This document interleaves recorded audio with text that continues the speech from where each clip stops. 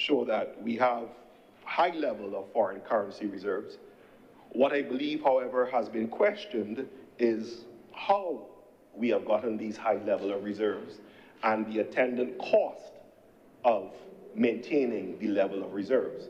But for the purpose of the metric, and we always talk about how many weeks of import cover, my understanding is that we have quite a lot. There are economists, there are politicians, there are statisticians who talk about, well, you know, even though you have that, it comes at a certain cost.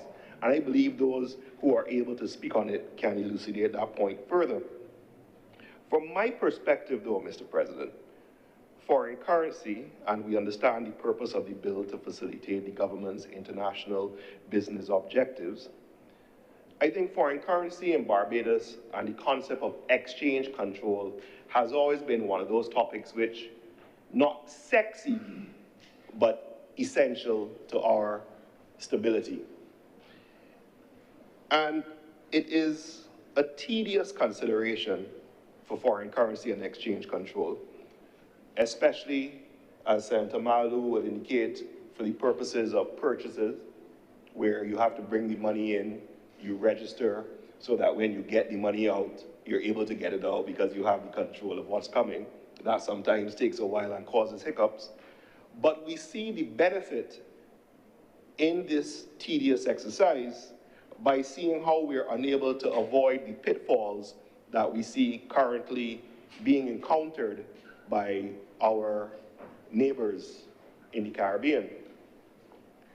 What, however, is interesting is that while some to the south may have a situation where there's a dearth of US currency for whatever reason, others to the north, with liberal access, have a situation where there is a lot of US currency, but then you're dealing with a local currency that is somewhat low or very low. So it's a balancing act that is maintained. As I said, it's not sexy, but it serves a purpose for the concept of stability. Now, stability and profit, two separate things. Sir, the central bank, we have seen, has taken initiatives to make the purchase of foreign currency somewhat easier. There's a portal. They have advertised the portal. It's on social media. You can go and you go onto your portal and you indicate what you want your currency for and you utilize it. I have never used it. My wife does because she does the spending, foreign currency. The portal as such is an initiative in terms of how the monies move. Now, I spoke about exchange control and the registration of monies coming in for things like purchases of real estate. And I think that process is one which, while tedious, is known and everyone is able to participate once you're in the industry. What sometimes gets to be a bit difficult is when you're doing something a little different. So let's say you've received an order from the court successfully acquiring some monies for your client who is overseas. Getting that money out requires some more steps because it's a unique transaction. But we're moving in the right direction. I've also seen, sir, that there's an increase in the ability, I believe the legislation and the regulations were promulgated to allow Barbadians to hold US accounts a bit easier than it was some years back. Indeed, it is a sign of, and I heard a conversation about investor confidence. There was a question when at one time how many US dollars were actually being kept in the island. But we don't have a metric for the measurement. And I do enjoy the discussions as to whether investors are confident and what is the empirical evidence. And I like the reference to the various agencies. And those agencies have been dismissed by certain political parties. But it shows the dialogue, sir, and the different ways we view what we describe as something as confidence in the market. Now, sir, I see this legislation as an attempt and a continued attempt to improve the ease of business in Barbados. Now, that being said, sir, the process is still burdensome and time-consuming and something which the minister who spoke to lead off the bill has indicated quite clearly. The need for foreign currency is really driven, in my mind, sir, and this is without any economic basis or training, by two things. We're either using it in the spending category, where as Barbadians we want certain luxuries or we want certain things that make life a little easier, comforts. Then, of course, there are the needs in terms of a business which is importing stuff into the island to be sold on at a most interesting markup. And then, of course, we have the educational aspect where Barbadian citizens send their children overseas and need access to foreign currency to pay the bills. Another need, sir, is, of course, to invest. And we have to ask ourselves, why do Barbadians need foreign currency to invest? And the reason is this, that if we turn on our TVs and we watch the news and we see the report about the trading on the Barbados stock market, we could almost repeat it by rote, like when we describe the weather and the height of the waves with fear to scatter showers and waves medium, whatever, 1 point something meters in open areas. When we look at the dearth of investment opportunities, and while we welcome the initiative of the government with regard to the concept of the unit trust, as was stated in another area, sir, the fact is that there is a need for Barbadians to seek foreign currency to invest within the region. Because if you want to go and invest in, let's say, the Jamaica stock market, which is very active, you need to get the currency. If you want to go invest in the Trinidadian stock market, which is very active, but the dividends coming out as a different thing, you need the foreign currency. So there is an interplay between this less sexy mechanism, foreign currency regulation, and the need of Barbadian citizens, the wants of Barbadian citizens, and the requirement of Barbadian citizens if they wish to invest. And as the minister has indicated, quite frankly, doing business in Barbados is not easy, and it takes so much patience. I would like to consider myself a somewhat knowledgeable investor, and the requirements which have been put on me to do simple transactions have left me in almost a Zen-like state, because that is what is required to deal with all the requirements, what you have to produce. Currently, I have an institution which has 3 forms of ID. 3 forms of ID. My ID card, my driver's license, and my passport. And they said to resend the passport because it was a little blurry. We then have the situation, sir, of while we're doing all of this in terms of how things take and what are the requirements that things take, we got the AML and the KYC, which we know we have to do, but the process of doing it is not easy. When I onboard a client and I have to send the instructions, and before I do anything, I have to say, fill out this form and let me know who your banker is, and your banker got to verify that he know you from Adam and give me the history of your transactions. There's some people who say, well, that's too much. So how do we find this balance in terms of business, investment, and ease without making it a free-for-all? Because you don't want a situation which they have referenced in past debates of people turning up in your office with a suitcase full of cash, walking up to a bank teller and depositing hundreds of thousands. You just come in the island for a day on a cruise ship. So too far left is right, but doing business in Barbados is not easy. Even closing deals, I heard the minister speak about the fact that we all must play a part, and that's true. But the reality is, all the vision and all the ideas, sometimes we sit in here and it's almost like an echo chamber. And I'm glad to hear the concept of the enthusiasm of the members of Business Barbados, and I wish the government luck. But you see this thing called execution?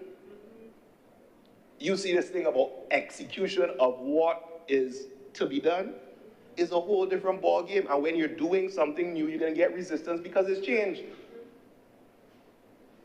I had a conversation with and I will not call the name, but I had a conversation where in trying to get a certain transaction done and listening to the dutiful public servant on the other end of the line, I just knew to take my deep breaths and sip my tea. And we still didn't move forward. So I wish the government and the country all the luck it can get in business Barbados. All I would say is that when you're putting sand and concrete, you may want to put a little rebar so the foundation stays strong. Now, on a somewhat tangential but relevant portion of the debate, I think it would be remiss not to have a conversation or to have a conversation about foreign currency and licenses and international business and trust without mentioning the rise or the resurgence of the crypto market. I think now with the benefit of hindsight, we missed the boat in terms of where we were as a country in dealing with crypto. Sir, there was a paper done in 2015 by the Barbados Central Bank, Jeremy Stevens and Winston Moore on the Central Bank website, sir. The reference is there. 2015 is the article, positing whether or not a portion, small portion, of the Barbados Stability Reserve for the Central Bank should be kept in crypto coins. Bitcoin was the one that was utilized for the purpose of the example. And the concept and the metrics and everything was laid out as to why. But it's something new, especially in 2015. And now with the benefit of hindsight, we see where that could have been. SAB 121 was repealed, sir. That's the American restriction against investments in crypto and banks holding crypto assets. It's a field day. It's a field day. There was a time when there was an institution where Barbadians could have walked in and given their local fiat and purchased this thing called Bitcoin. For whatever reason, and the benefits and the risks were understood, that was stopped. And we understand the concept of banking and what's the term, sir, and related bank transactions and the risks that occurred. So while there are digital currency initiatives which are ongoing in terms of producing local stable coins and every central bank and ease of doing business, it all ties in relation to the ease of doing business and moving money from one area to the other. It takes too long. The concept and the promise of digital currency is that it can be done quickly, it can be done safely. And now with the fact that the new world order, the new world order is embracing it, I think it's time that the government has a serious relook as to how we can position ourselves. Because quite frankly, sir, when we hear the rhetoric and we see the policies which are coming forth and we see the variation, it is somewhat concerning. So not only is it a question of doing business, and not only is it a question of foreign currency, and not only is it a question of compliance and taking part in international trade and best practice, but there has to be a consideration of stabilization for what is coming. Sir, that 15% international, the whole world going tax, who knows where that will be when we come back to debate in this chamber. So all the steps that are being taken in a certain direction may have to be adjusted. But those are just my musings, sir. At the end of the day, the legislation makes sense. The objective is clear. Thank you for the opportunity to make my contribution, Mr. President. Thank you very much, Senator Boyce. More speakers? Senator Maladou. Thank you, Mr. President. Sorry, Senator Morris, I hope I did not rise ahead of you. I didn't notice you. I would have yielded to you, sir. But I won't be long. 3 quick points, Mr. President, on this matter. I had really planned to make one, but it seems that my fellow senators have made me think in a couple other directions, and that's where I think often these debates are useful, where they bring points of view that I myself hadn't thought of. I'll start with the one that I had wanted to make just very briefly. First of all, I support the amendment. It is, in fact, fixing something that we shouldn't have gotten wrong in the first place. The purpose, when leader of government, but this explained to us when we changed from the previous IBC regime to the current regime, was that those businesses would be in no worse position after the changes were made. But unfortunately, in this one area, they were. But sir, I just want to use this as an example to make the point that I have made a number of times before. When you have an uncompetitive economy, you have to have laws to make you artificially competitive. And when we get this wrong, we make a mistake as we did here and we left one small aspect out, we fall back to the natural state. High duties, high taxes, uncompetitive. So we have to come back and we have to fix it. For me, the solution to all of these things has always been, let us have a naturally competitive environment so we don't have to put artificial measures in place to make us competitive. That was really the only point I wanted to make, but picking up on what 2 other fellow senators made, I'd like to join with Senator Boyce and wish the government well in execution for Business Barbados, because that is where we are going to tell if we change from a state of frustration to a state of facilitation through these new measures that we're taking under Business Barbados. And I would like to reiterate my call that I made previously from this floor. Now that the legislation is passed, now that we are all encouraged and we're excited by this, is can we hear what the standards of service are going to be? How long will it take for us to do certain things within these industries? We heard that that was going to come next. It didn't need to be in the legislation itself, but it was going to come afterwards. Well, now is afterwards, and perhaps it's coming, and I look forward, and I will give the Minister, who I have great faith and confidence in, all the scope to come and let us know what when those standards of service are going to be there, and we can all hold them to it. Lastly, sir, Senator Boyce made some comments about crypto, and I will use this opportunity to share my silly views on the matter. Personally, I believe that crypto is a method to facilitate business. In and of itself, it is not an investable commodity. And that has been where all of the excitement gets around crypto in this world, Bitcoin and otherwise, how much money you can make from it. But sir, itself, it is not an investable vehicle. When you buy Bitcoin, you are simply waiting on someone who will pay tomorrow more for it than what you paid for it today. It has no inherent value. But for businesses and for Barbados, I agree with the Senator that should we embrace crypto as a form of doing business? Absolutely we can. And absolutely with the big neighbor to the north who seems to be embracing it, I would agree. Let's get on that bandwagon as well. So, sir, with those few words, I support completely the amendment. We are fixing what needed to be fixed. It's being done. Perhaps it could have been done quicker, but it's being done today, and it will have my support. I thank you, sir. Thank you very much, Senator Mullen. Senator Reverend Morris. Thank you, Mr. President.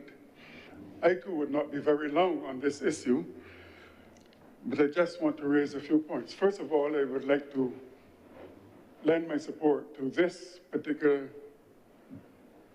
piece of legislation, and congratulate the government itself for seeing the necessity to make this type of business transaction easier. I hope, sir, that throughout the country, as other colleagues have mentioned, doing business will become easier and easier in Barbados, but we still have a long way to go as far as that is concerned. And I have no doubt that the particular measures will be put in place so that business can be done with some degree of ease and safety. I agree with Senator Boyce on the issue of having to produce all these pieces of information in order to have some personal business done, maybe in terms of mortgages. All of these things, sir, it is really tedious. Sometimes you wonder if you're a Barbadian, when you have to produce all of these pieces of ID to prove that you are a Barbadian and that you qualify to have what you now seek to have. It is incumbent upon us that while we make certain sections easy, that we make all of Barbados easy to do business. And for that, I want to congratulate the government. If this is a start, then so may be it. But I think we should move with haste now to ensure that Barbados is really business friendly. In terms of this move in relation to agriculture, so I think that we are pushing a matter just as a scare tactic. In my view, agriculture was in decline since 1807. At that time, it was a monocrop society, sir. And that monocrop diminished, and the attendance system with it went. This is not my original idea, sir.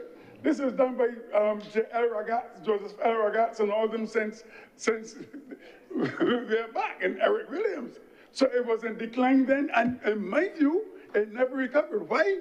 Because even the late, great, excellent Wright and all of these things, Barrow, recognized that in 1960, when he said that he would like to look from St. Philip to St. Lucie without saying a campaign. I understand it, sir.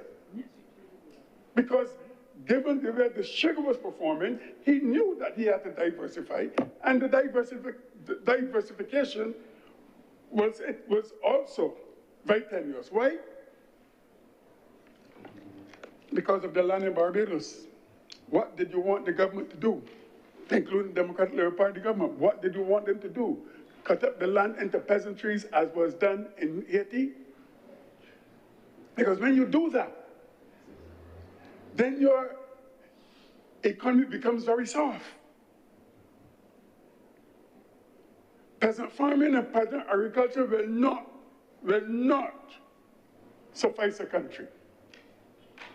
And there's all this talk going around about land. 1 minute we want the land for agriculture, and the next minute we want the land for housing. And we've got to make up our minds. But I have always been of the opinion that land should be used for its highest economic benefit. It has always been that way.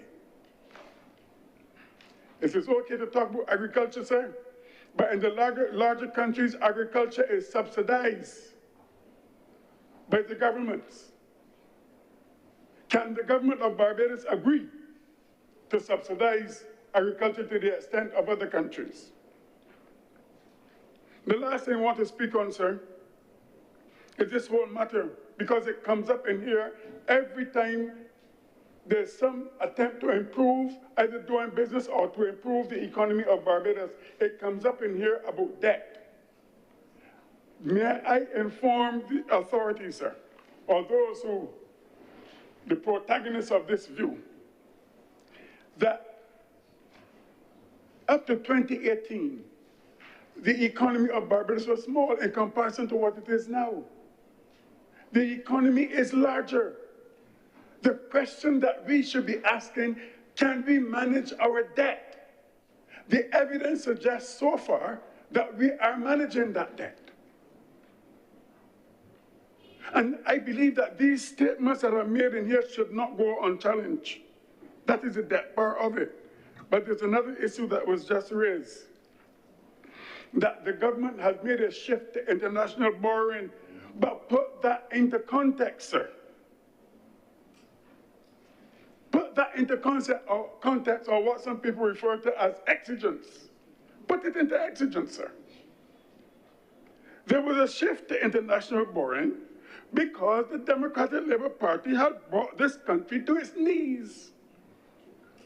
They could not borrow internationally. They could not even borrow locally. They had to borrow from the central bank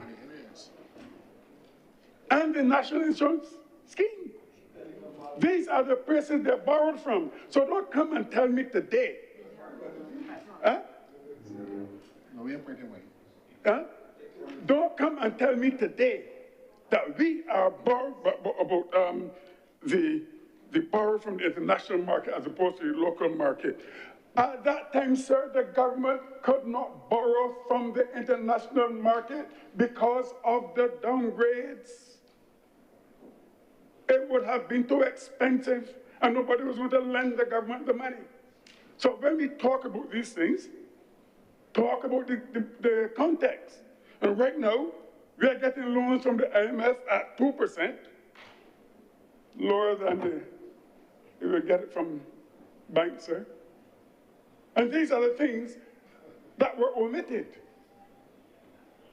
And I believe, sir, that rather than run attempt to make Barbadians to be so scared and afraid, that we should always put things in the context with the truth.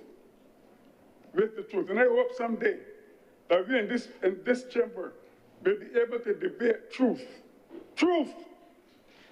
Because we see what is happening now in the world, and I'm hoping that sometime we'll be able to debate it. And I hope that we can maintain our standards of not trying to fool a public. Make a public so scared they're afraid to do anything. I thank you, sir. Thank you much. Thank you very much, Senator Reverend Morris. Senator, the Honourable Lyndall Nurse. Thank you, Mr. President, for allowing me to have a little intervention into this debate. And I join the chorus in saying up front that I support this bill. I recognize, of course, its importance in terms of facilitating the operations and the efficiencies of those companies which operate in the international financial services sector. Of course, we really shouldn't be talking about international financial services sector companies and so on now, because we have gone through the process of leveling out the playing field in terms of taxes and several other issues which had created problems for us by dealing with the OECD and the EU and so on. So we are all effectively local companies, although some are operating, or I should say trading, perhaps entirely in the overseas, offshore market. But yes, it is important if a company, and it makes sense, if a company is generating 100% of its revenues and its income from foreign currency, why should it have to then, at the end of the day, go through the tedious process of getting permission to be able to repatriate or to deal in normal trading and getting that various permissions to be able to operate efficiently. So I think that is certainly important. And I think government, of course, we have been saying for the longest time, look, government has to find some alternatives to tourism. And so anything that helps to build up and to grow this sector is certainly a good idea. And recently we had in this Honorable Senate, we, for example, were debating the shipping bill, which some shipping bills which hopefully has the potential, which could also generate foreign exchange as well. So it seems to me we're going in the right direction when we are looking to find things which can help to generate foreign currencies from trading sectors other than, from the business sectors other than tourism.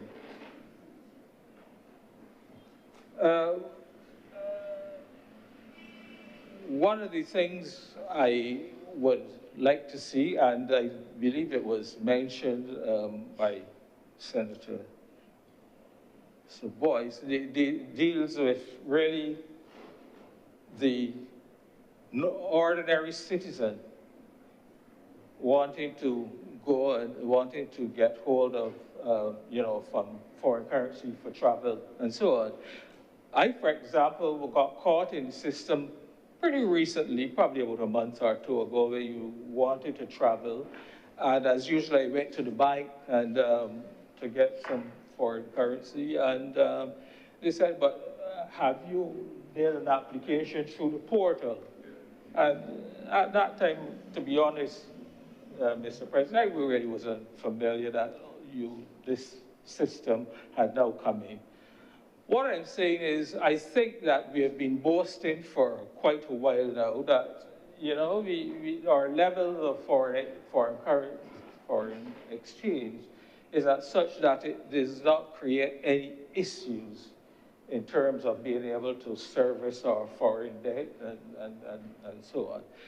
And I believe perhaps it's time for the central bank and the powers that be to look at maybe releasing any other foreign impediments. I mean, know that a lot of progress has been made over time in terms of freeing up the foreign currencies and being able and making it easier. But I think we've come to the stage where we can do more. I think we should allow the banks to completely take over and run and manage the foreign currencies so that it makes life that much easier for all of us who from time to time may need to, you know, have a little foreign currency when we travel. I think, for example, it just crossed my mind, perhaps we could even encourage the employees. I mean, know that we have a fairly significant number of our labor force who work in the international financial service sector. Why not encourage those companies to pay them in foreign currency? Is that possible? So that they themselves, the local staff, would then begin to build up foreign currencies as well. And, you know, we can put them in, they can put them in the bank, they can bank them, and, you know, when they have to travel or otherwise, they have their own accounts that, from which they can draw down and so on. And so since, you know, it is, for what it's worth, I'm throwing it out as something we could try to encourage the businesses in the offshore sector to do.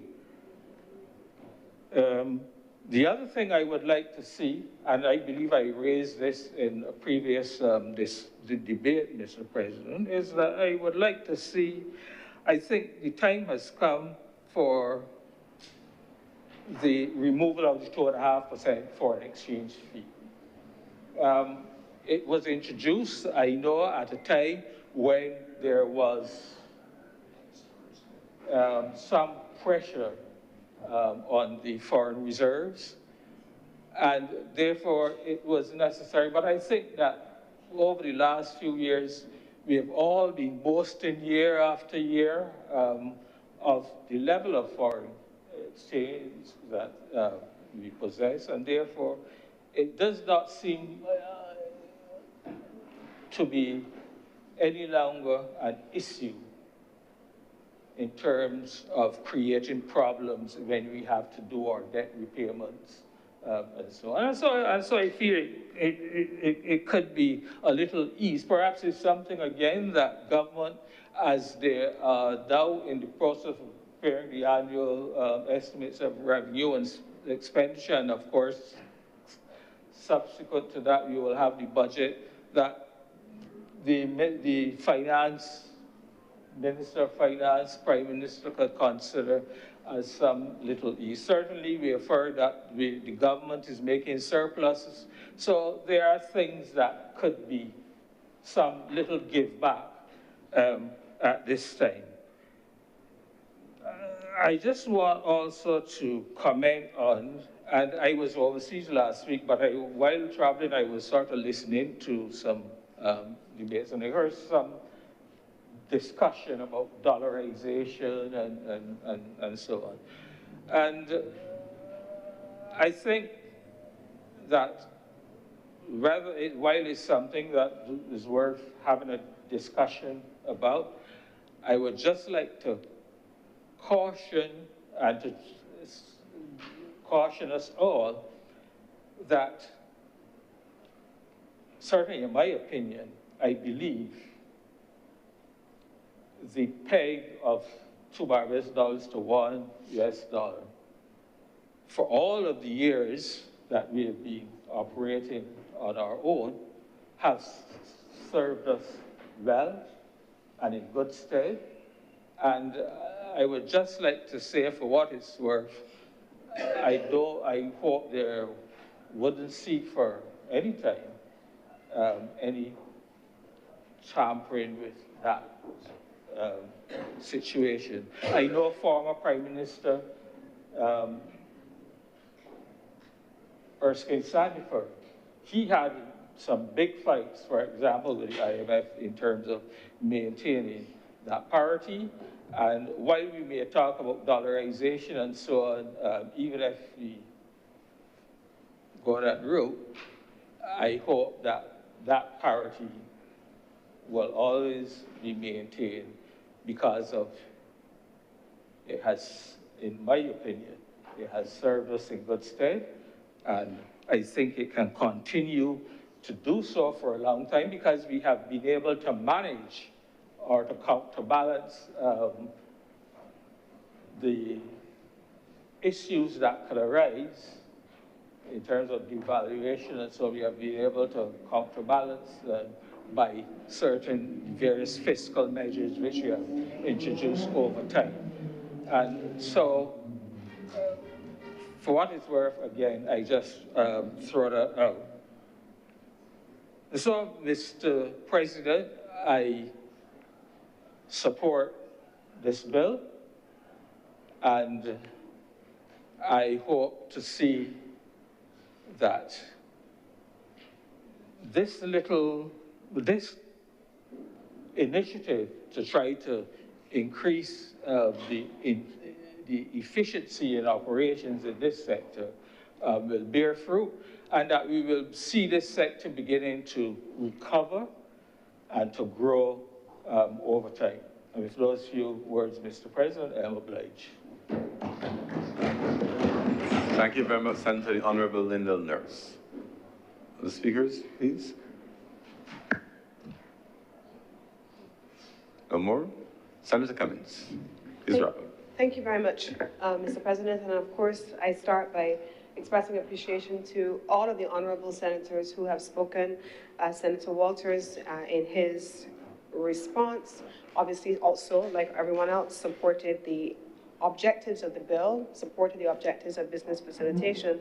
I do, however, want to request Senator Walters to share the reference point from which he was quoting with regard to the printing of money, because while I was sitting and waiting for my turn to respond to the comments on the bill, I did take the opportunity to check in with the central bank, and they have confirmed that they have no such record of us printing money in the way it was described in the Senate. So I would encourage the reference to be submitted to support the statement that Barbados printed money during that period. Mr. Walters. Mr. President, the Central Bank report, review of the Barbados economic performance, January to December 2024.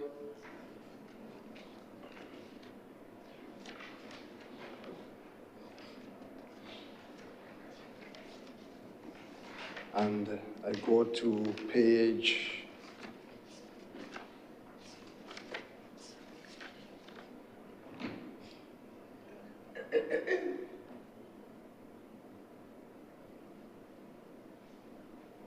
I go to page 33, Mr. President.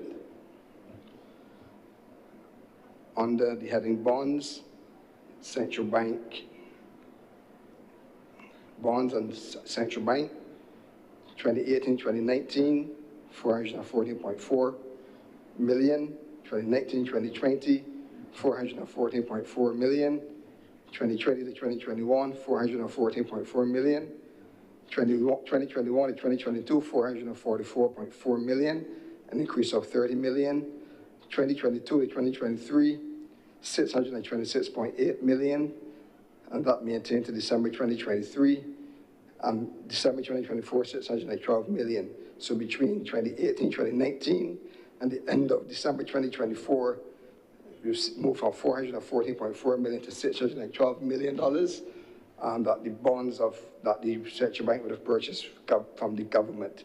And I believe that that is new money into the economy, Mr. President. It may not be what we would consider as printing money, but it is new money into the economy from the central bank, providing cash to the government, Mr. President. Thank you very much for that point of elucidation, Senator Walters. Senator Cummins, please continue. Thank you, Senator Walters, for providing a reference referring to bonds, and also for the acknowledgement that it is not, in fact, the printing of money. So I acknowledge your own acknowledgement of that inaccuracies, and I'm happy that you have taken the invitation to correct it for the record. Thank you very much, Senator Walters. I want also to thank Senator Kevin Boyce for his interventions on the overall facilitation environment for Barbados, and to agree that there are a number of things that we still need to do. And I think I've stood here and I've said, I stand up in front of the need for us to make many of those changes. We've made the commitments to delivering them. We have started the process, but 30 years of a Companies Act being in place in response to Senator Malalou, Mr. President, will not overnight a swallow create. And so having created Business Barbados in the last year with a legislative transformation, all of the development work to get it there, and having brought the entity into operation effective Monday, I am certain that in the matter of days, 30 years of undoing will not happen just overnight. And so, as I asked in my opening comments, I am encouraging us to continue to show grace and realistic expectations on the way forward. I also did share that we are in the process already for the first quarter of developing standard operating procedures and service level agreements, of which there is the expectation that there will also be standards of service. There is already within Business Barbados, as part of the deconstruct and reconstruct process, an assessment of what other competing jurisdictions have done. So we mentioned in the other place, BVI and TCI and Cayman and so on. We know what every jurisdiction, St. Lucia, far afield as Singapore, Vietnam, UAE, we know what every jurisdiction offering each service that Barbados is providing is doing. We now know the time it takes to do it in each of those jurisdictions. But I also want to make this point. The fees that we charge, we have also done a full financial modeling and an assessment, and we know what Barbados' fees and charges have been, and they have remained static since the 1980s. There has been no change in the fees that are being levied under the company's legislation for all this time, and we've done a full comparison. So we need to make sure that before we even talk about changes in the overall structure, which we've already done, before we talk about legislative reform, which we're in the process of doing now, that we begin to look at who our competitors are, develop a competitive set, and be in a position to set the service level agreements that we want to have in place. But we also spoke earlier about the change in the corporation tax regime. We're very clear in our minds that low tax, nominal tax jurisdictions like ours, originally having a tax rate that ranged from 2% to 5.5% as an effective tax rate, that what companies are now going to accept at 9% is entirely different than what they would have accepted at 2 or 5.5%. And so we have to deliver value for money and deliver on that brand proposition that I spoke about for Barbados, and we are committed to doing that. But I can't help but say again, 30 years of a Companies Act that has been tinkered with and not reformed in any comprehensive way in that time will not happen to see changes overnight. And I'm encouraging us not to expect it. But over the first quarter, we will be in a position to tell you what we will be able to deliver, and I've already shared that so far. By the second quarter of the year, when the new financial year begins, we'll start on a new trajectory, and we will map it quarter by quarter of the year and share that information with the members of the public. And I want to give that assurance that that will be for global business, because we're talking about a category as we speak now that is eligible for foreign currency permits because they're earning 100% of their revenue in the overseas markets in foreign currency. But we're also making provision in this business facilitation ecosystem for small businesses, because small businesses also do not have the kind of capacity to deal with the over-bureaucratized structures that large businesses will be fed up and frustrated with, but have the ability to apply and send a legal officer or a legal clerk, or send a company that they have contracted. And we have to make sure that this system is fit for purpose, given the different demographic groups that we are catering to. I want also to thank Senator Morris for his comments, speaking specifically in response to agriculture and also on the questions relating to debt. And then Senator Nurse, who in your own right spoke about the bonds, not printing money, the central bank and the different structures that we have in place. And I want to thank you for your comments so far. Mr. President, I don't know if there's anything at this stage that I need to say on this bill that I have not said before, but I will take the opportunity only to express appreciation to my team for the work that they have done so far, not just in getting this done, but also I believe one of the colleagues mentioned earlier about being taken off of various lists.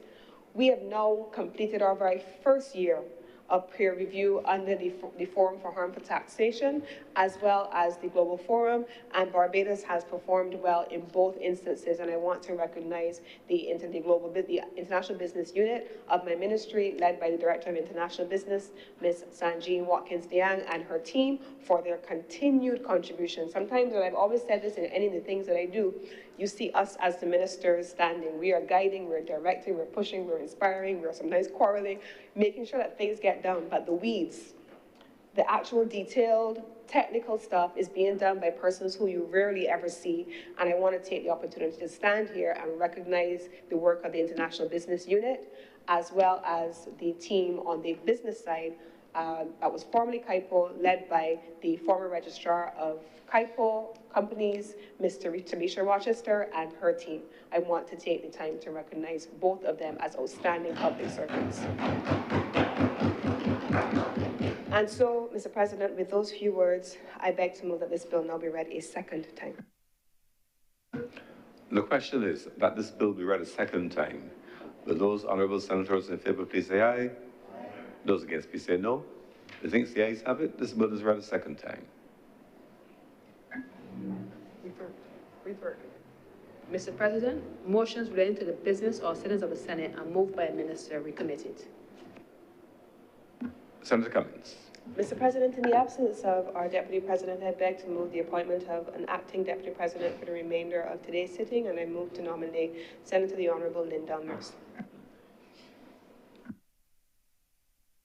The question is that Senator the Honorable Linda Nurse be appointed Deputy President of the Senate for the remainder of today's sitting.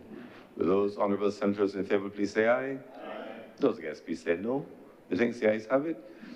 Senator the Honorable Linda Nurse is accordingly so appointed. Thank you, Senator Nurse, for agreeing to serve. Mr. President, I beg to move that Your Honor do not leave the chair and the Senate resolve itself into committee for further consideration of this bill.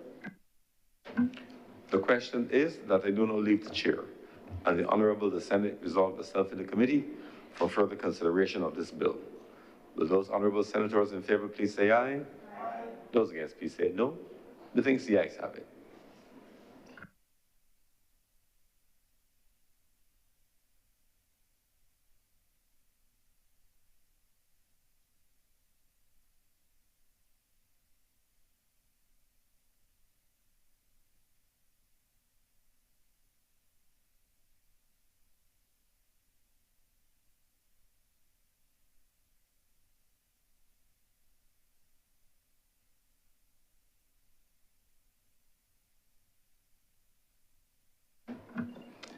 Senate is now in committee.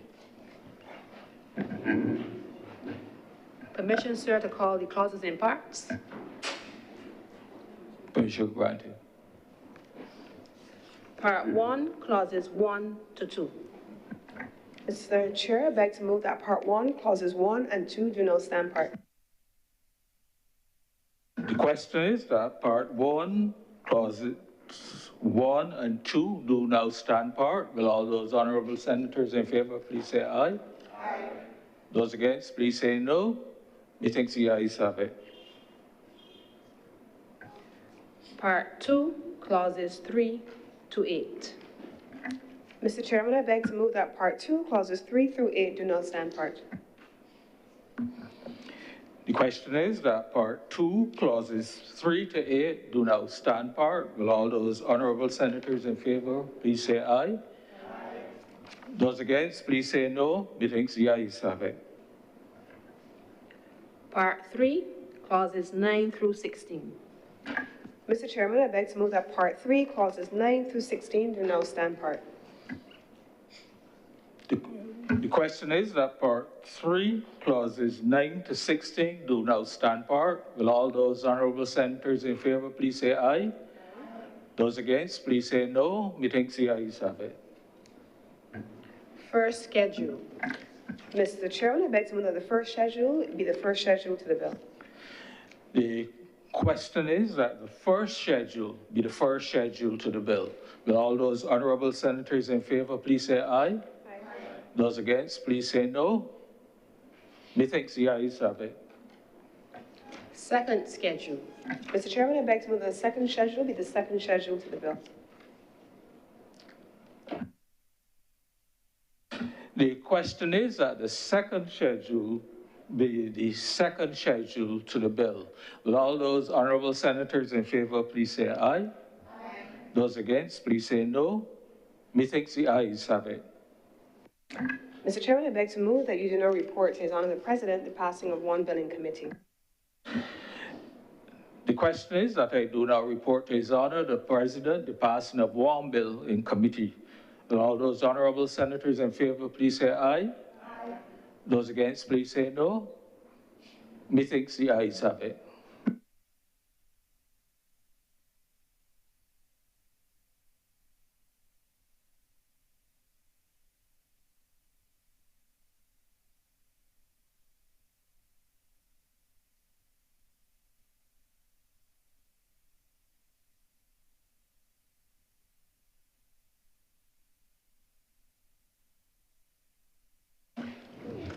The chairman has reported the passing of one bill in committee. Senator Cummings. Mr. President, I beg to move so that this bill be read a third time. The question is that this bill be read a third time. Will those honorable senators in favor please say aye? Aye. Those against please say no. The ayes have it. Mr. President, I beg to move that this bill do not pass and be cited as the Foreign Currency Permits Act of 2025. The question is that this bill do not pass and be cited as the Foreign Currency Permits Act 2025. Will those honorable senators in favor please say aye? Aye. Those against please say no. The ayes have it. This bill is now passed and so cited.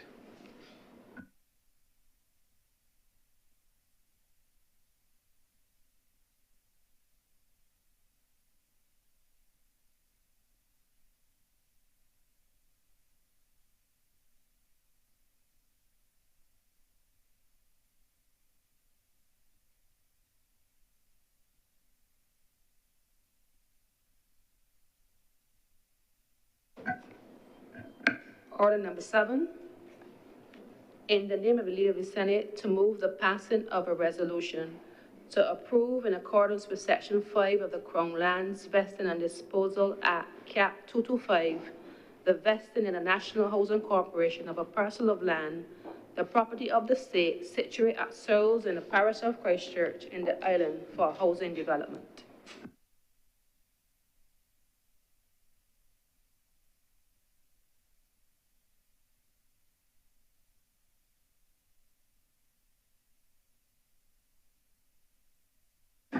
Mr. President, the resolution before the Honorable Chamber specifically deals with the vesting of land in the National Housing Corporation at Searles. This piece of land, this parcel of land, is approximately 18.3 acres of state land. It became state land in 2016 when, under the Caribbean Development Bank Education Sector Program 2 with the government of Barbados at the time in 2016, this land was acquired from a private landowner for the purpose of constructing a secondary school. In 2016, when this transaction was done, the construction of the secondary school was not completed. We've never had the actual work being done between 2016 and now, and the government has sought to take these lands and to convert these lands, not anymore under the CDB Education Sector Enhancement Program 2, but to use these lands for housing. I believe that there has been a national and an ongoing discussion around the provision of housing for Barbadians, and so that's what this land is being used for. There has also been a discussion around the conversion of agricultural land into residential land. I pointed out that in 2016, the land was earmarked for the construction of a school, so there was a long-standing determination as to what these lands were going to be used for in terms of construction, and the government has sought at this time to treat to the construction of a building on these lands for the purpose of a school being housing being constructed under the NHC. And so with these very few words, Mr. President, I beg to move that this resolution do not pass. Thank you, Senator Cummins. And speakers, Senator Walters. Thank you, Mr. President. I too will be brief as it relates to this resolution. My brief comment, Mr. President, surrounds this whole housing thrust by the government. I don't think we should let an opportunity pass to remind this chairman, to remind Barbados that this government, as relates to housing, has just been full of promises, and more so empty promises. We've heard, and it's actually being borderline ridiculous now, Mr. President. After promising 10,000 homes 2 years ago, 10,000 homes in 5 years, starting 2 years ago, we've heard the recent rumblings of 6,500 homes in St. Lucie, in the one parish of St. Lucie. And I think it is just irresponsible for the government to be making these claims about housing and not even producing half of the housing that they intended to produce in the first instance. But I also would like to continue the call to pursue the investigations in Hope, Inc. I think it's important that the taxpayers of the country know how that $60 million have been spent. And, you know, Hope, Mr. President, was also supposed to be one of those housing policies that would have produced energy for the house owners as well. I think the HOPE stands for home ownership, providing energy. It sounds to me now as home ownership poorly executed, Mr. President. So I think it is, we are happy to see that after calls from the leader of the opposition, that they vested the land into the National Housing Corporation and not into HOPE. I don't think any land should be vested into HOPE or any additional financing provided to HOPE until we get the investigation of HOPE that's been promised by the Prime Minister. There have been no financial audits of HOPE since its formation as well, Mr. President, and these are concerning activities, especially with the quantums of money that have been spent or have been allocated to HOPE. And there's no transparency into the operations at HOPE. So, Mr. President, well, the leader of government business has reiterated that the acquisition was done in a previous administration and that there's no disputable agricultural land today or not. It's not that the sale went through on November 2017, and obviously the administration did not have time then, based on elections, to build the school. So that is not really in dispute, but really just wanted to bring to the chamber and to remind Barbadians that HOPE is really home ownership poorly executed, Mr. President, and that we need to make sure and keep the pressure on so that we get an investigation to that $60 million that have been allocated to HOPE over the last few years. And with those few words, I'm obliged to you. Thank you, Senator Walters. If there are no other speakers, Senator Cummings, please wrap up. Thank you very much, Mr. President. I want to just respond very briefly to Senator Walters to confirm that I believe that there was an ongoing Auditor General's report into HOPE, and that report continues. I believe that we were in this honorable chamber where the Auditor General indicated that they wanted to have additional time to be able to do the body of work that was required, and that work is ongoing, unprompted by anyone, including the Leader of Opposition. It's part of government's fiduciary responsibility for government expenditure. And so with those few words, Mr. President, in response to my honourable colleague, I beg to move this resolution do not pass. The question is that this resolution do not pass. Will those honourable senators in favour please say aye? Aye. Those against please say no. We think the ayes have it. I think the ayes have it. This resolution for investing of land at Searles Plantation of Christchurch and the National Housing Corporation is now passed. Order number 8, in the name of the Leader of the House, Leader of the Senate, to move the passing of a resolution to approve in accordance with Section 5 of the Land Acquisition Act, Cap 228, the compulsory acquisition by the state of the parcels of land situated at Trents in the parish of St. James in this island are more particularly described in the schedules thereto for a public purpose, namely for the relocation of the Whole Town Civic Center. Senator Cummings. Thank you very much, Mr. President. And this is a similar resolution to the one that we just completed. This one, however, is differently located. If you recall, Mr. President, the Honorable Prime Minister in a public statement or in a series of public statements at different points would have made it very clear that we had a number of state assets that were sitting on prime commercial land that could potentially be used for different purposes. I believe in 2018 or 2019, I've forgotten which one it is, but it was one of those 2 years, there was an overall Barbados tourism investment program that stretched from, I believe it was Oistins, all the way down the coastline, down to the Kensington Oval site right by the Bridgetown port.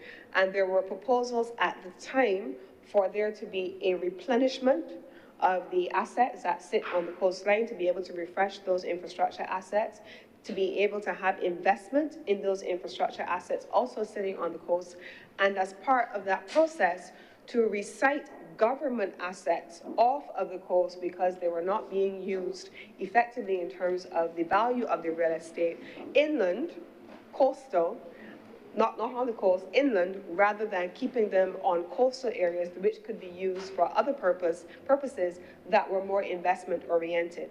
And so on that basis, we have a number of assets along that stretch that have over time been designed or redesigned to move to inland areas to provide the identical services that they're currently providing in different locations, and to have investment, in particular in the tourism sector, take place in those locations. We would have seen in the newspaper the public notices that were issued under the Barbados Tourism Investment Inc., BTII, where those sites were identified, requests for proposals were submitted, or rather were invited and subsequently submitted, and they were assessed by the BTII. And out of that process, you will see that continuing. One of the commitments that the government made was that these resightings would not take place until after adequate facilities had been made available to the services that currently are vesting in those locations. Now, in the same vein, Mr. President, you would recall that in another conversation, also publicly made by Prime Minister, we talked about things like creating a logistics hub in Barbados. And so what that has meant is that you want to make sure that there is the clustering of businesses of a certain type being located in locations to be able to help to support cross-fertilization of businesses, but also to facilitate imports and exports where appropriate. This is the same thing in the case of the Trents facility and to the reciting of the Whole Town Civic Center inland to allow for tourism investment to take place on the site which currently houses the Whole Town Civic Center. This is the matter that has occupied our attention in multiple locations, and today it occupies our attention specifically in the Whole Town area. And I beg to move that this resolution do now pass, and anything that needs to be responded to, I will address in wrap-up. Thank you very much, Senator Cummings. Senator Walters. Mr. President, thank you again. As it relates to this matter before us, Mr. President, we understand that tourism development is important, and as in the previous debate, another senator alluded to the fact that there's this national conversation about diversification, etc. I shared with you also, Mr. President, that the contribution to GDP for tourism is on the decline as well. And you know, we're not earning as much as we did in past times as it relates to tourism. So while it is commendable in terms of looking at development and investment in the country, we know that a chunk of our foreign exchange or reserves also will be used and utilized in the construction of both the hotel property and then the rebuilding of the civic center. So again, it's just our whole conversation that we go back to in terms of our access to foreign exchange and our capacity to do these things, and if we're going to get the long-term benefits in the long run, given the fact that the data is saying that spend is significantly down and we're not earning as much foreign exchange from tourism. We know it will bring jobs, we're happy for that. It will bring work during the construction phase as well. But Mr. President, another issue here that has not really been spoken about is the fact that if we look at Whole Town itself, and Whole Town is significant into the heritage of Barbados, as it was the place where the first settlers landed, and we have something called the Whole Town Festival, which actually starts on this weekend, Sunday, February 9th. Right, Mr. President, and the historic monument, Whole Town Monument, is actually erected in the area of the Civic Center.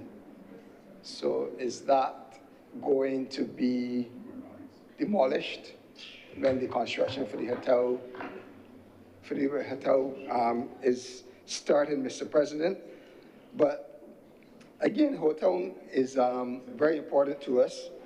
And Hotel Festival starts February 9th, but we've not heard a song and dance about the Hotel Festival like we've been hearing a song and dance about the regathering in St. Peter now, Mr. President. And you hear the sighs, Mr. President, from the other side. And at the end of the day, Mr. President, it is important that we continue our heritage. I'm not saying that the building of the hotel will stop the festival.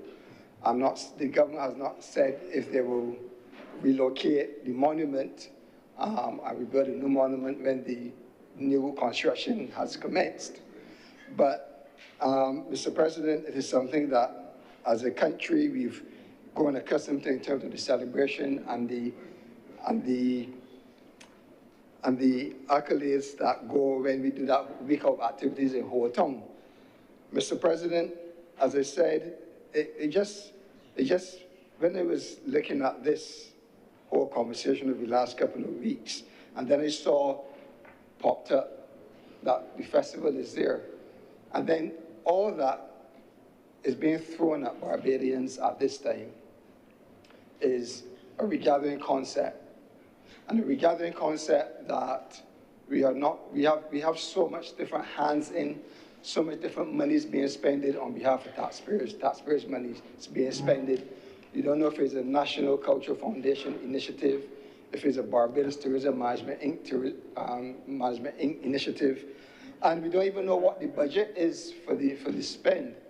What you see though is that a big priorities have been placed from this government to continue to promote its regathering. Well, festivals like the Ho'otung Festival are in the decline, Mr. President. And this is a concern to the people of Barbados who are watching. It's definitely a concern. Honourable members, there's a bit of a buzz in the chamber. Please allow the honourable member to be heard in silence. Thank you, Mr. President. It's obviously a concern to those that we're not seeing the support thrown behind these festivals. And there's also the other festivals as well, the Oasis Festival, etc., where this amount of energy now that has been all gathered up by the governing party has not been thrown to carry on and to make these festivals better and to grow these festivals, Mr. President.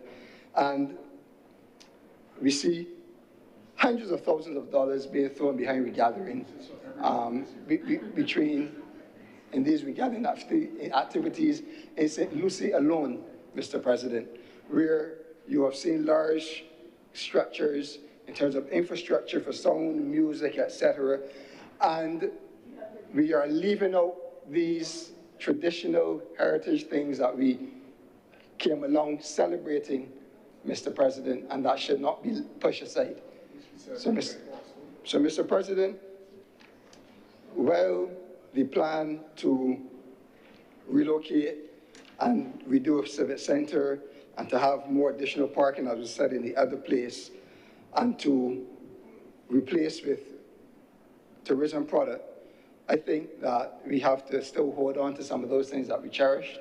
When as a boy, I used to catch one bus from Black Rock up to Ho'otung Festival. There used to be a pageant, I don't think the pageant was on the cards since 2018. There was not a pageant as well. And that's significant as it relates to young ladies having into wholesome and productive activity, hairdressers, these are local designers, etc., Mr. President.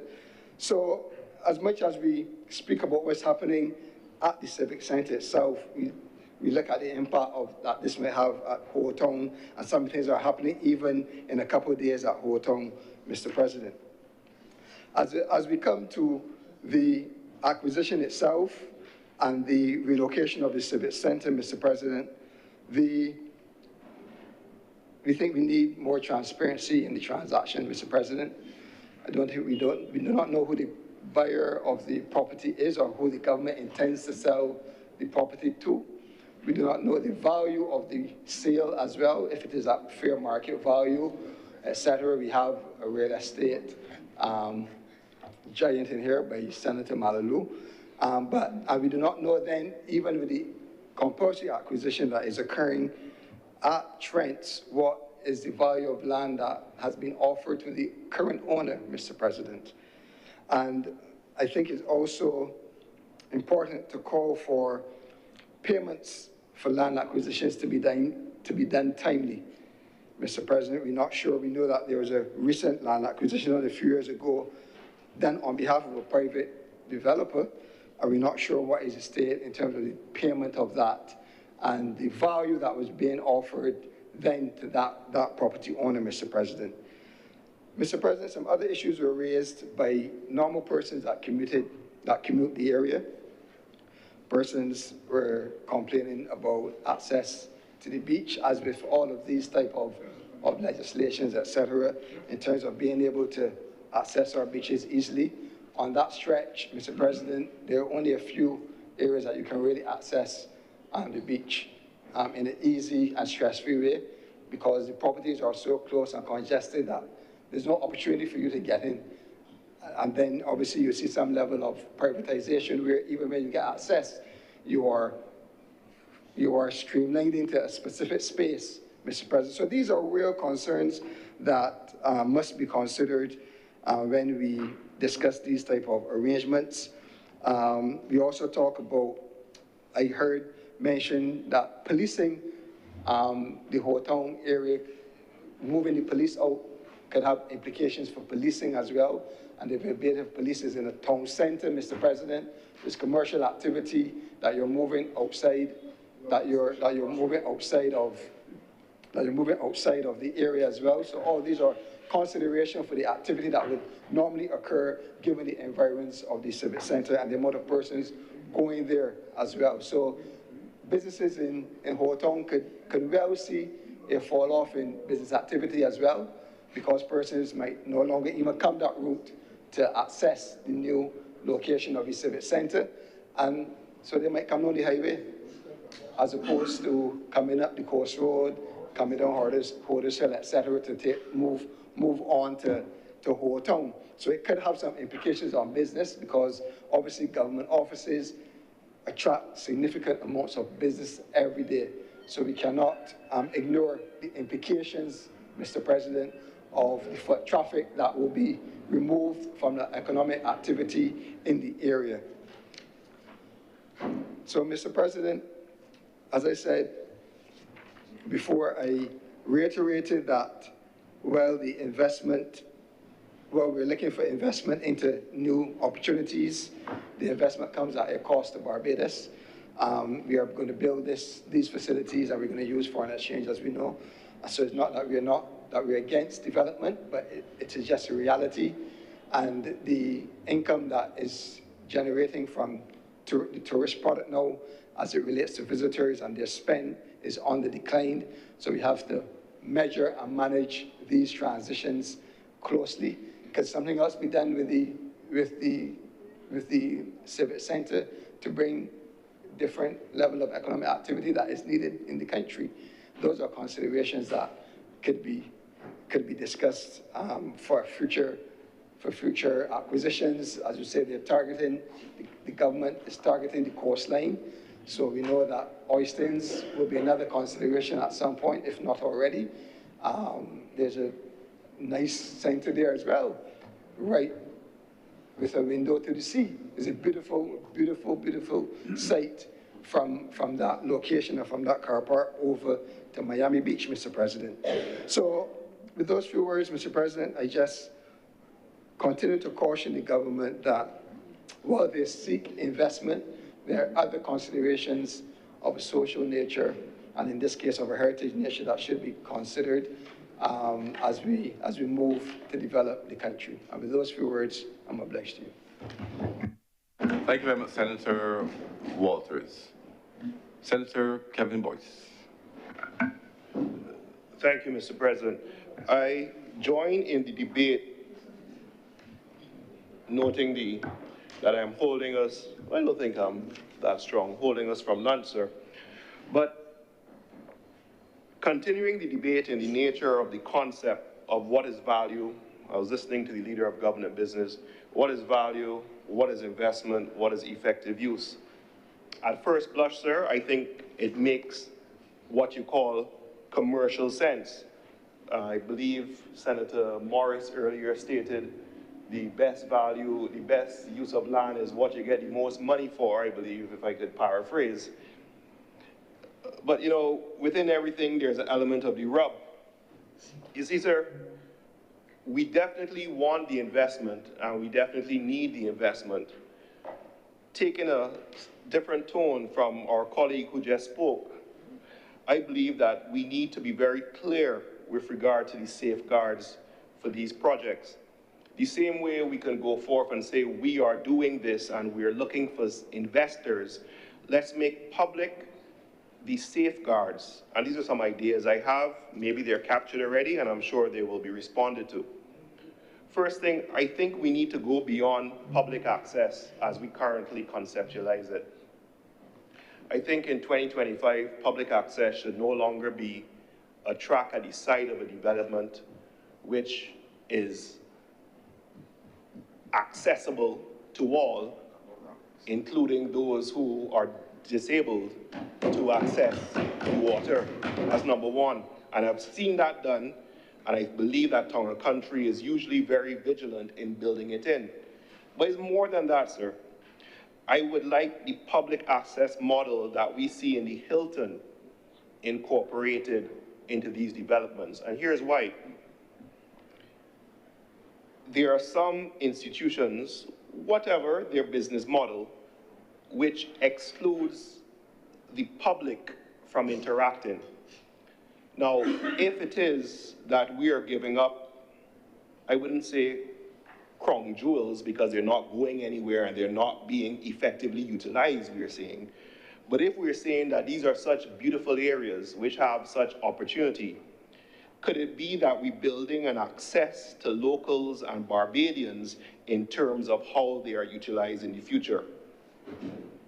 And when we do this development, whatever it is, we need to mandate the windows to the sea preservation. And what do I mean by that? If you take a drive, we've said it here time and time again, you look at these big buildings and some are monstrous, lacking any type of architectural depth, and I'm not an architect, but you could look at something and say whether it look good or it look bad, or something which can actually, as we pass by, capture the surrounding area and say, wow, that's a nice vista, even though there is a building there. Or wow, that's the area where we can go and park, and while we can't go and splash with the tourists in the pool, we could be in the public area and swim, because we hope and we know, I think all of us here, if it's one thing that galvanizes all Barbadians, black, white, B, D, E, P, M, P, is access to the beach. So for the time we see that being encroached, we know Gabby will come out and all of us will get together and we'll stop any infringement of that. But the same way we have that preservation, the same way we have that vitality for what we recognize, can we ensure that whatever development goes on preserves that aspect? I believe, sir, the term that flows from that is an architectural concept and a development concept called placemaking. Now, I have a cousin who does affordable housing development in San Francisco. And the concept by that is that when you do your development, and I believe this will capture some of the concerns raised by Senator Walters, you are at pains to ensure that whatever is done incorporates itself with the surrounding areas. So you don't have something that is incongruous to the landscape. You don't put a big shining metal edifice next to a coral stone. I digress, but the concept is that how far do we go in seeking the economic chalice while then running the risk of losing what makes Barbados, Barbados? And that's how we have that development push and pull. Sir, I don't think any of us can have a serious conversation about development in Old Town without recognizing the flooding risk. This is something which has been debated. It was supposedly, there's an issue, depending on where you go on social media, it ain't working, is climate change, is heavy rainfall, is unprecedented rainfall, is whatever. The point is, this is a clear and present risk which would need to be considered in any development that is done. Recognizing that I'm speaking from that position where I don't have to deal with them, and motivated perhaps by statements made, why is it that there is not a built-in for these projects that will come on, or sorry, let me change that. Could it be that when the government is considering these projects to move forward, that there is a built-in provision for the public investment, the same unit trust that we're talking about? In other words, hear me out, Mr. President, you're familiar with the concept. If I'm a developer and I'm coming in to do a development, and that development is of a certain value, there could be a way which allows either for a portion of the financing to be able to be purchased by locals on the market, or for some form of IPO in relation, because we do need some help in the stock market, for some type of entity which then captures that building and the entity that will be doing the hotel. The majority, of course, is held by the developers and its financiers, and maybe 5 or 10% held for the public or for even the government of Barbados to invest. But if wishes were horses, beggars would be kings, sir. I think, sir, building on, though, in terms of the access point and the development and how we do it, in terms of, I believe, I said placemaking is what they call it, we need to be, I think, dream a bit bigger. Sir, I take great pride in going to our beaches and using the facilities that are kept so clean by the workers.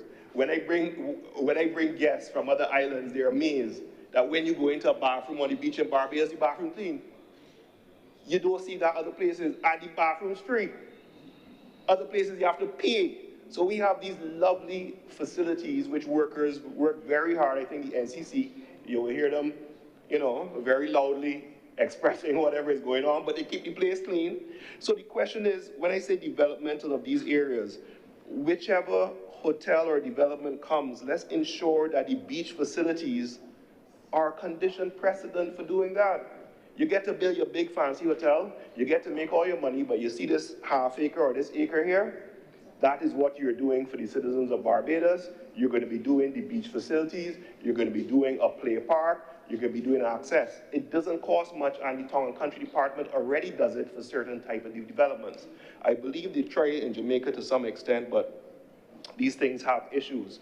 We are in a position, if we are the ones granting the conditions for the persons to do the development, that this can be specifically incorporated. Finally, sir, the risk of overdevelopment. We continue to fix and improve and build, and that's a good thing. The question is, though, when the same tourists that are coming here because of our sea and sand and all the other good stuff that we offer start to say, but we are no longer the unspoiled gem of the Caribbean Sea, and let's go on to the next best thing. We then have put ourselves in a position which may not be sustainable. So in whatever we do, we can't go too far. We have to maintain what makes Barbados, Barbados in whatever we do. But sir, we go brave, and I thank you for the opportunity to make a small contribution. Thank you very much, Senator Kevin Boyce. And Speaker, Senator Dr. Haynes.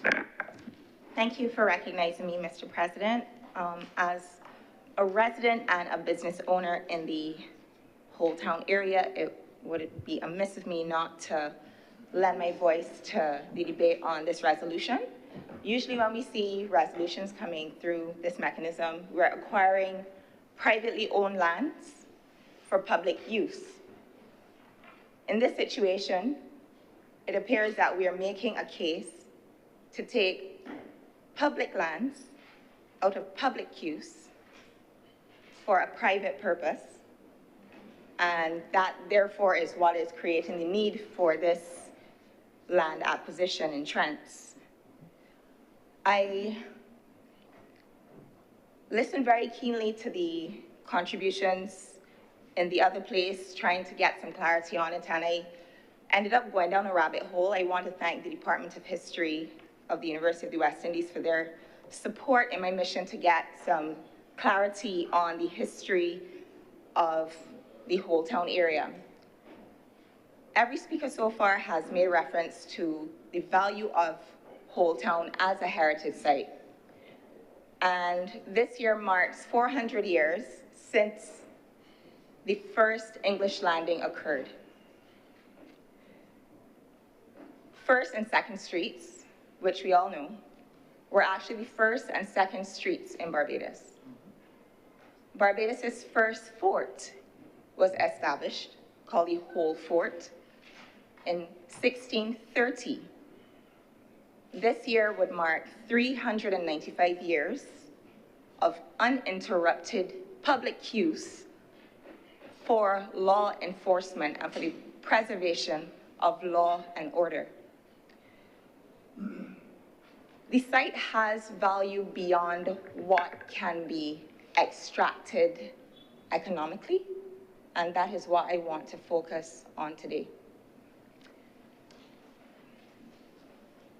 We have a Planning and Development Act that most of us who are here would have participated in the debate back in 2019 and when the subsequent amendments occurred in 2020 or 2021. And Section 53 of the Planning and Development Act speaks to the listing of cultural heritage buildings, monuments, and sites. Section 53 says that the minister shall cause to be compiled list of buildings, monuments, and sites of prehistoric, historic, or architectural merit, interest, or may adopt with or without modifications any such list compiled by the Barbados National Trust or other bodies or persons, and may amend any list so compiled from time to time. Now, I, in my research, discovered that the Whole Town Police Station is listed as a heritage site.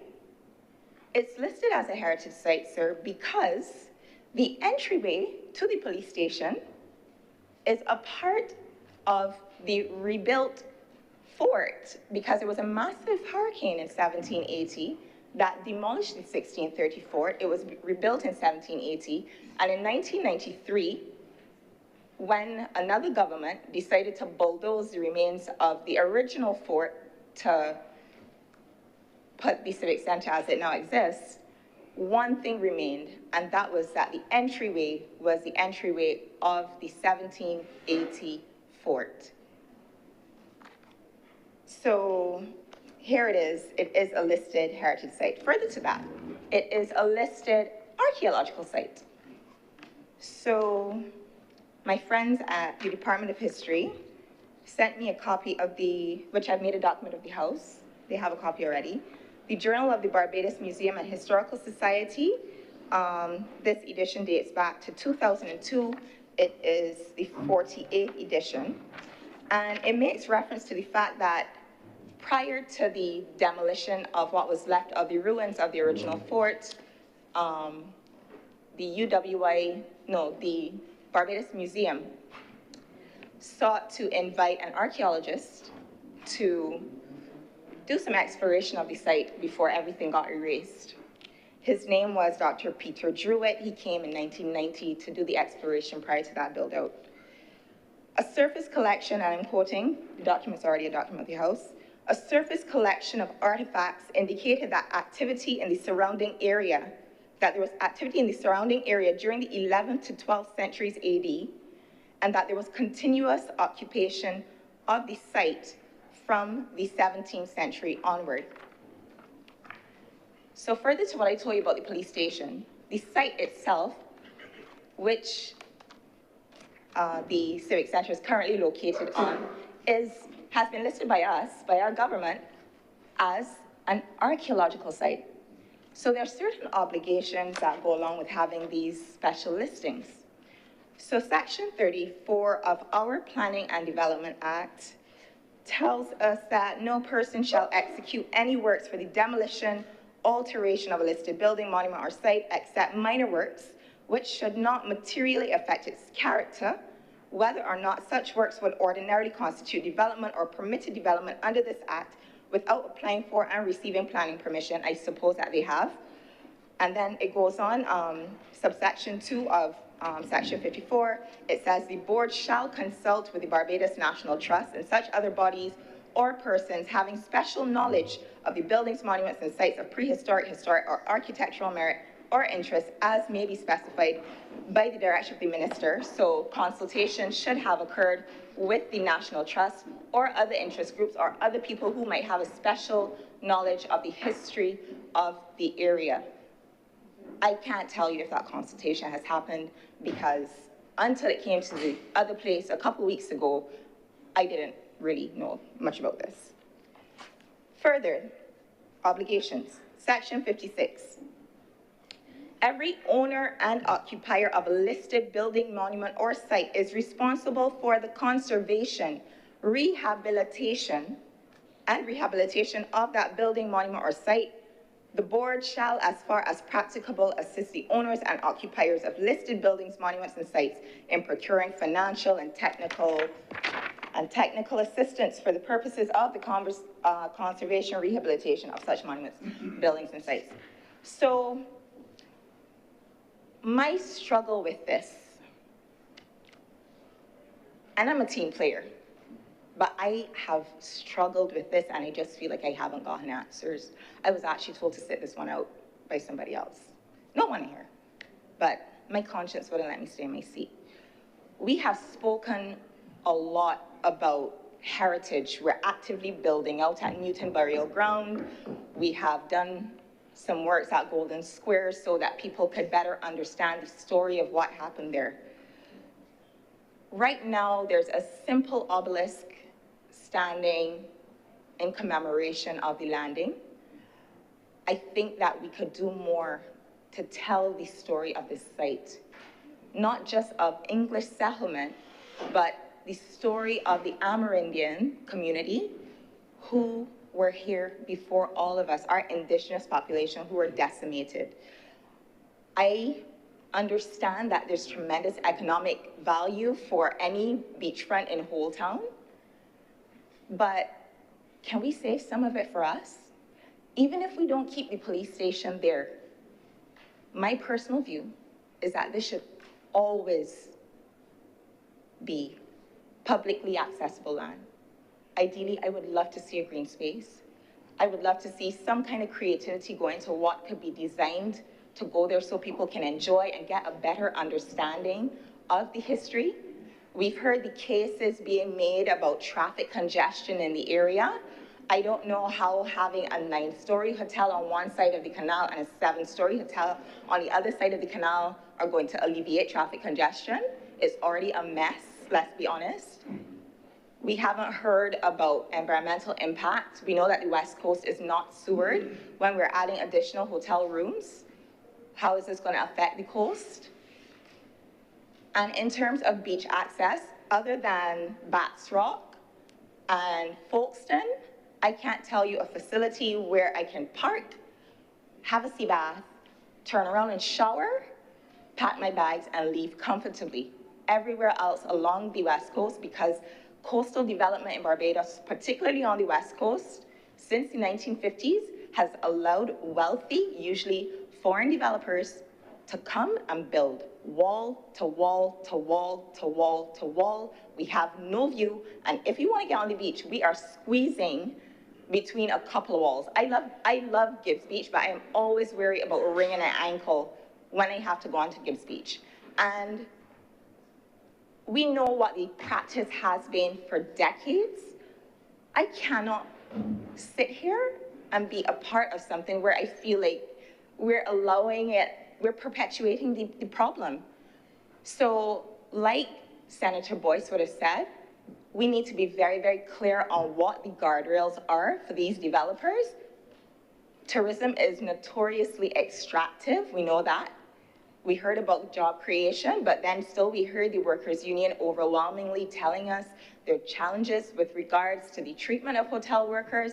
A lot of them are being hired only on a part-time basis, basically being brought on between November and April, being sent home during the summer months. What we know is that the average room attendant is making around 440 in a luxury, because there are different categories of hotels.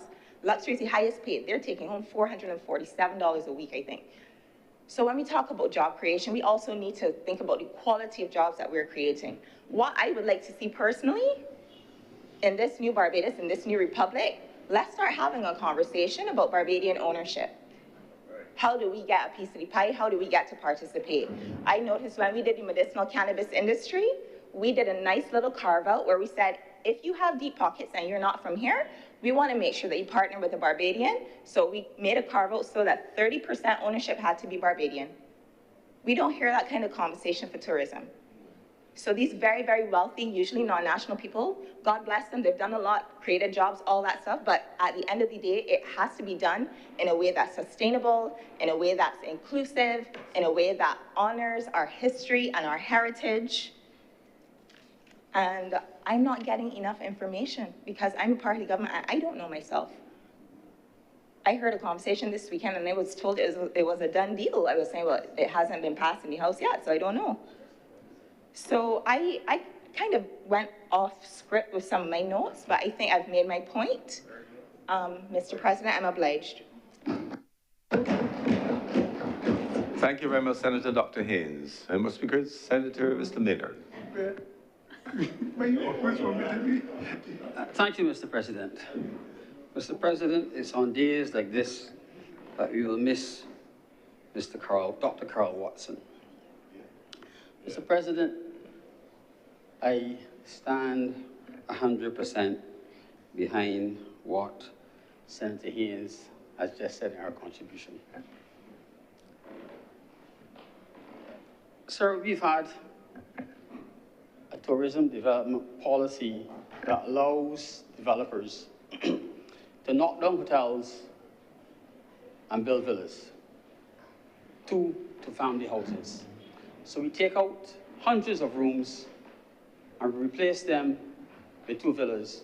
And then we come and say, these pieces of real estate that the state owns, that the people owns, should be sold now for tourism development. But we consistently have allowed, and I say we, I mean successive governments have allowed it. You knock down a hotel, you buy a hotel, knock it down, and you build villas and condominiums. And then we say, well, this is the only space we have left. This is the last window to the sea. If you drive from Bats Rock to St. Lucie, sir, you could be in Miami. You will not see the sea except for probably 3 places. Soon, there might be 2.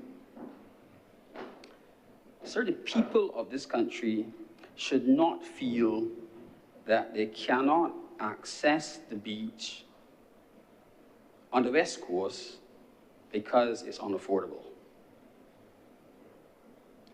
I happen, sir, to be invited to a brunch on Sunday at a famous upmarket hotel. And it was high tide. Beach was beautifully manicured, lovely umbrellas. But everyone had to walk in the water because the high tide was in. That is what will happen in Old Town. That happens on all the beaches now. If, as has been said by a former Prime Minister, that land must achieve its highest economic value, then we will have no regard for the past.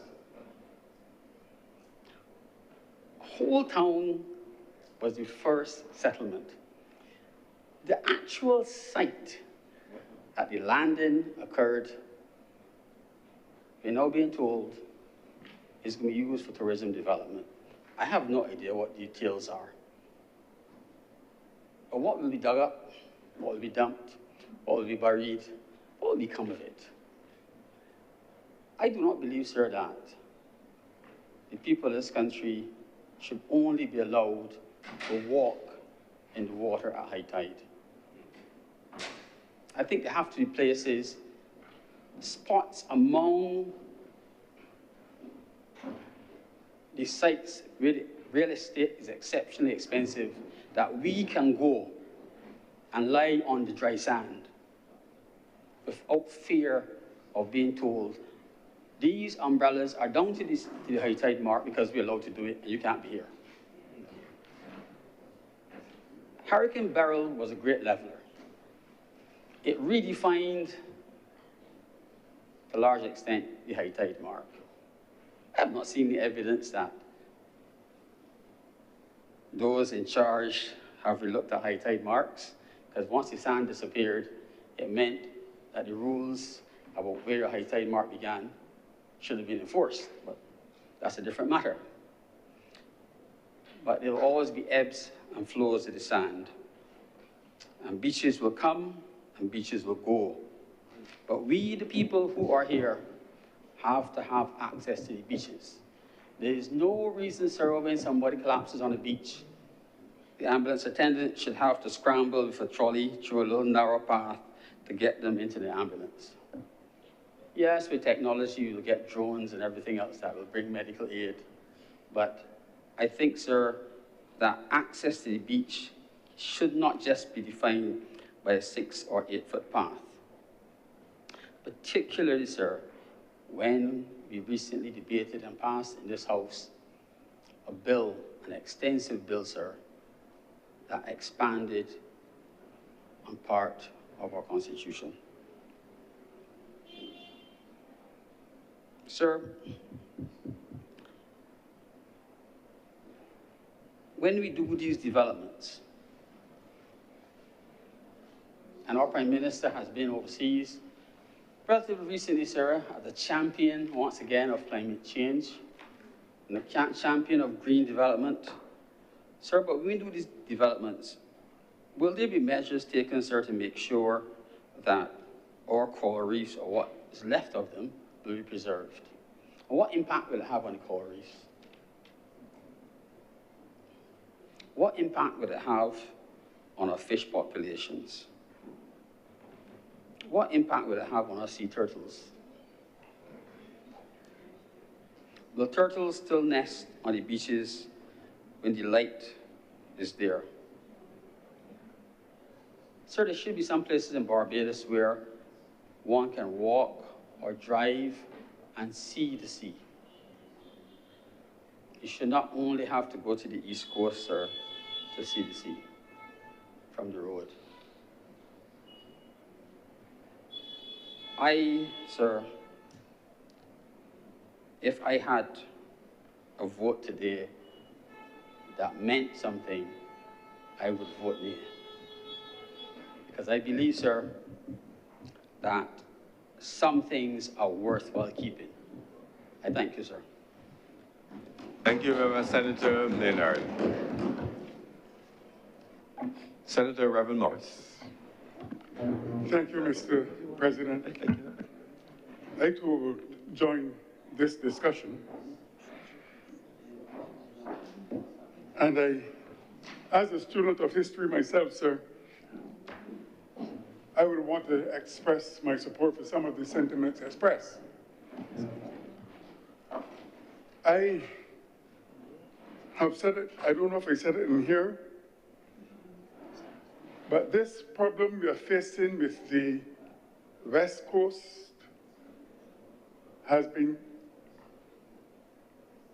in my opinion, began around 1960. Again, let me establish that. It began around 1960 when the entire, or we can't say the entire because that would not be true, a large majority of the West Coast was sold to foreign entities. Okay? Without taking into consideration the historicity of the area. There was no consideration for heritage. There was no consideration, sir, for locals, for access to the beach. It was just development for development. And there's no doubt that contributions were made towards the economy. There's no doubt about that. I could support the moving of or the rebuilding of a new police station further inland.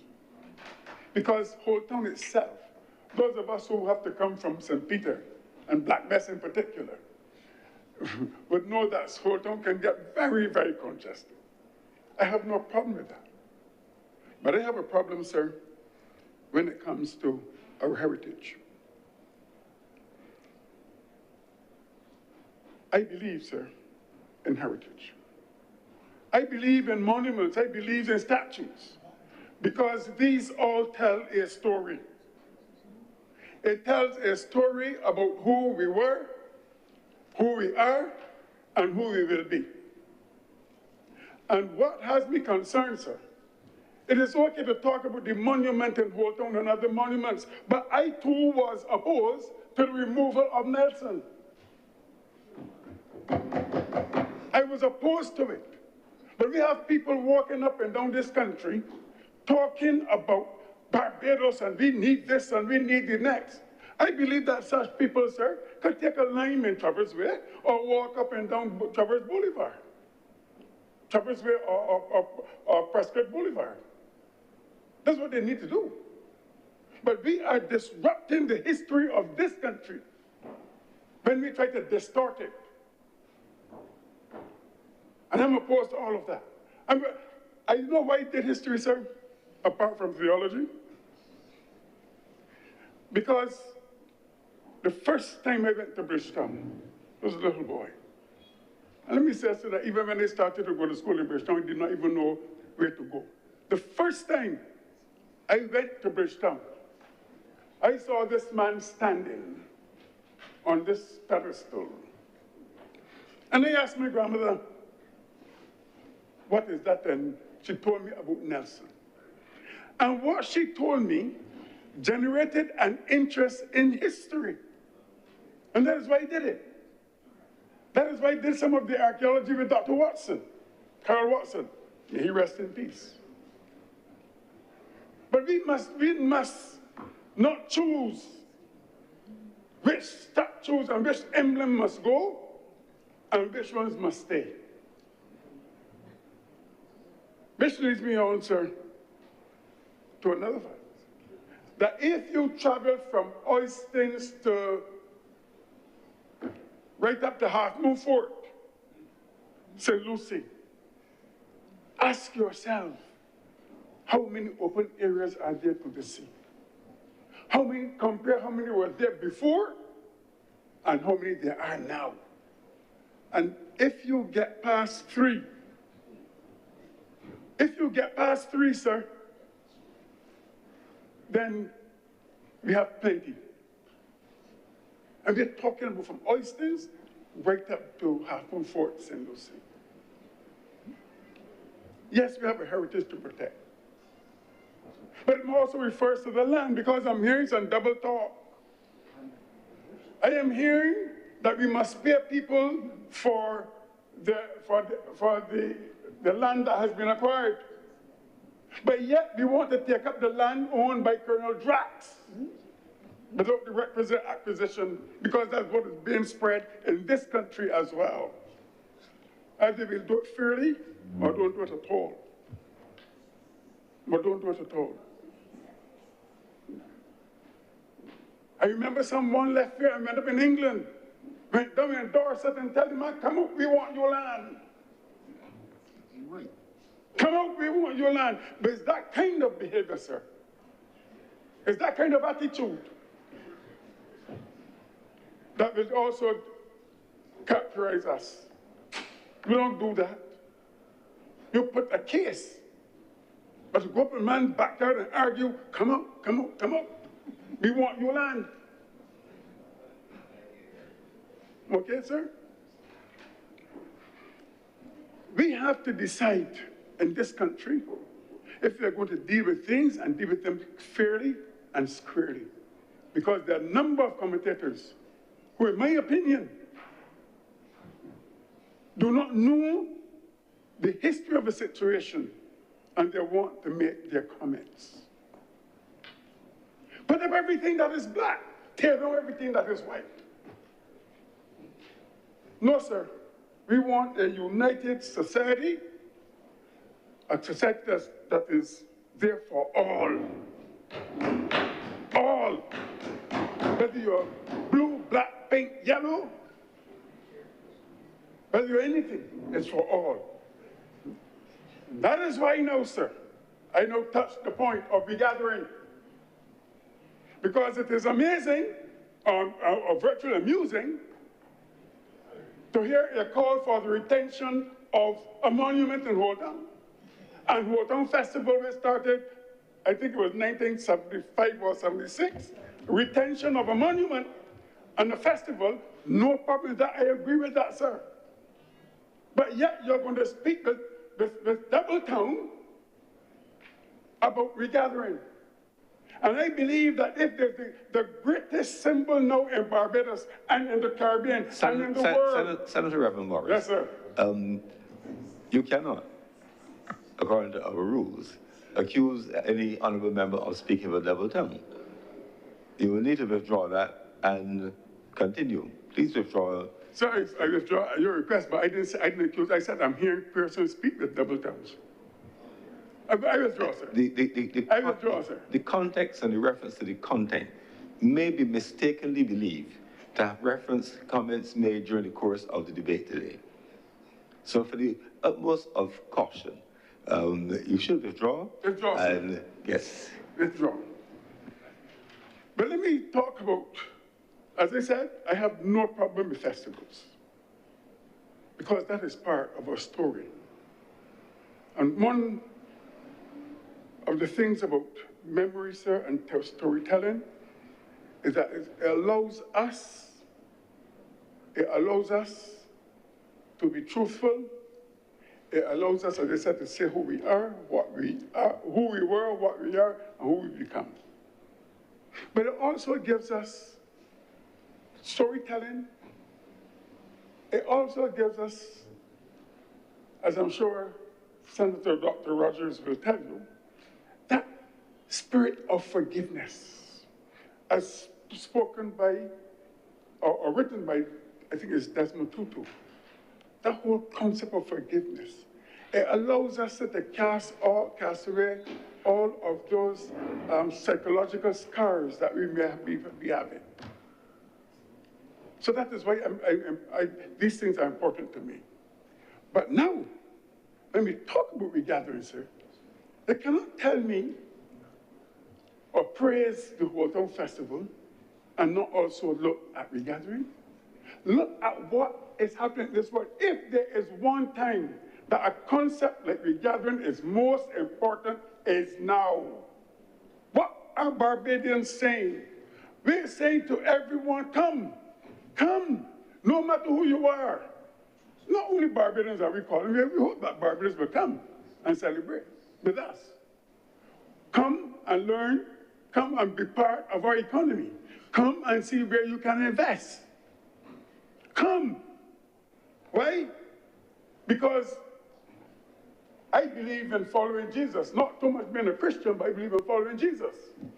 Because I believe in the universality and the inclusivity of the gospel. So come. But who you are, come. But what are we witnessing, sir, in one of the largest economies in the world? Leave, go. We do not want you. Note the two, sir. Come. And the other one said, go. We do not want you. We can make it without you. Barbados is saying, come. We want to make it with you.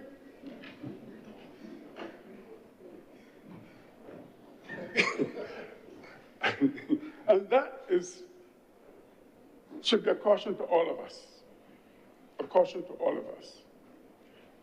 Be careful, sir, how we go about these things, because sooner or later, we are going right back to where we were. We are saying, no longer are we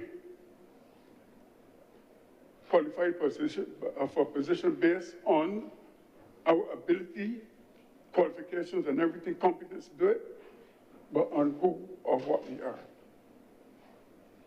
So I feel a certain way, sir, maybe not to the extent of Senator Haynes, but I am asking us that we take our heritage into consideration. Maybe what we need, rather than tearing down buildings, tearing down statues, we need some of our parents to go with our children and say, this is because, this is what happened. And then we're able to say to our children, like the Israelis said, not the Israelis, the Israelites, not the Israelis, the Israelites. The Israelites said to their children, this shall not happen to us again. Lest you forget. Thank you, sir. Lest you forget. And I'm hoping, sir, that our heritage will be, and as you know, I'm from St. Peter, sir, and we are celebrating heritage. St. Peter regathering his heritage. And of course, sir, you would know that if you really want to talk about heritage, you come to St. Peter. That is where the first throne was built.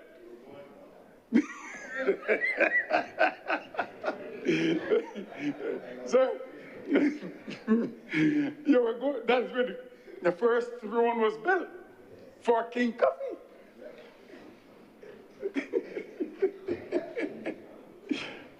So I know that there are others who may disagree with me, but they would never tell me how to interpret history, sir. You will never tell me how to interpret history. But the truth is, sir, I may have exaggerated, but I hope I made the point. I hope I made the point, though, that we preserve that which is ours. That this tells the story. And rather than preaching division, let it be known, especially in Barbados, that white, black, brown, pink, yellow, blue, all of us are part of that story. All of us. Thank you, sir. Thank you, Senator Reverend Morris. Senator Cummings. Mr. President, I beg to move the suspension of this sitting of the Senate for lunch for a period of 1 hour to resume at 3:30 p.m. The question is that the sitting of the Honorable Senate be suspended until 3:30 p.m. today. Will those honorable senators in favor please say aye? Aye. Those against please say no. The ayes have it. Our sitting is suspended until 3:30 p.m. today.